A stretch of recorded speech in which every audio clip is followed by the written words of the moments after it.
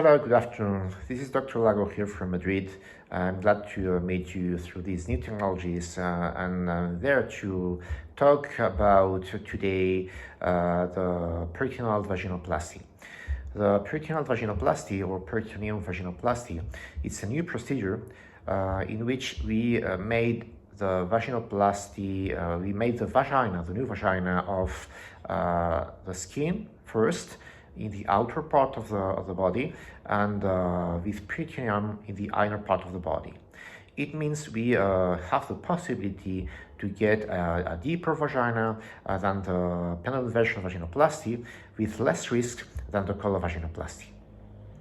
In the collar vaginoplasty, we have the possibility to have a leak between the two colonic segments that need to be stitched together to put in contact both parts of the large bowel after having taken the colonic graft.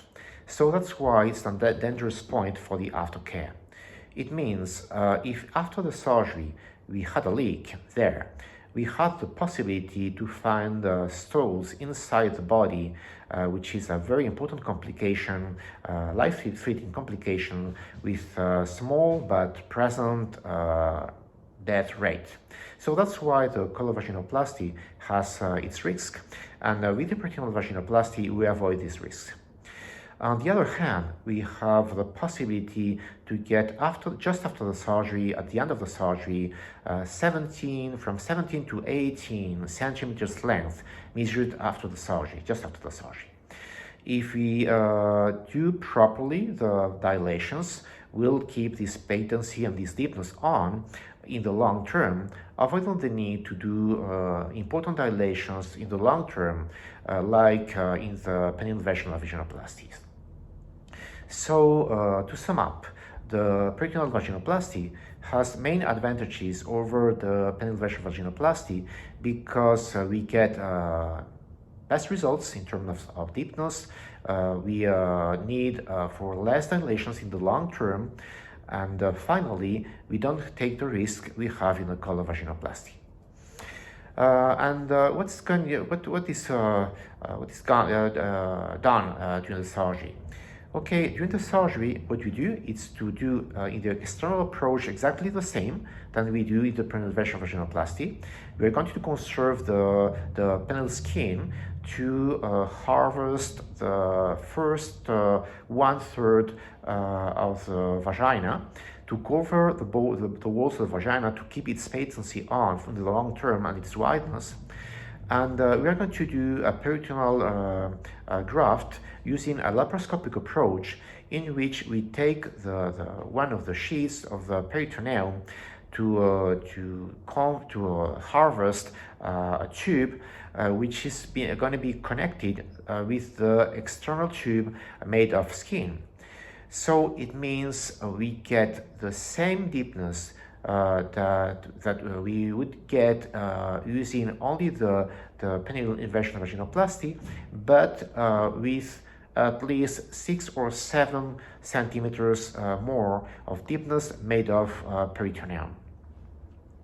This peritoneal approach, this laparoscopic approach is a safe approach as long as we don't touch any organ inside the belly. So it's important to take in consideration that even if the surgery will take us 2 or 3 more hours under general anesthesia, the recovery time is more or less the same, the complications are more or less the same, and the dilations are more or less the same at the beginning, but with less need for keep on the dilations in the long term. So I recommend usually to my patients to do a peritoneal vaginoplasty because we don't take the risk of a colonic vaginoplasty, and we get best results in terms of deepness and wideness, and with less need for to take the dilations on in the long term.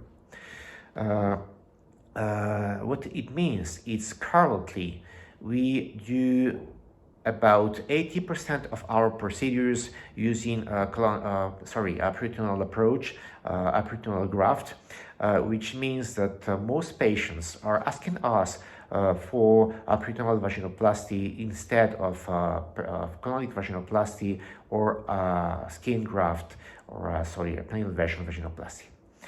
Okay, so it's my pleasure to talk to you, and I hope to see you soon once again in our next records and our next videos to talk about other procedures. Have a nice day.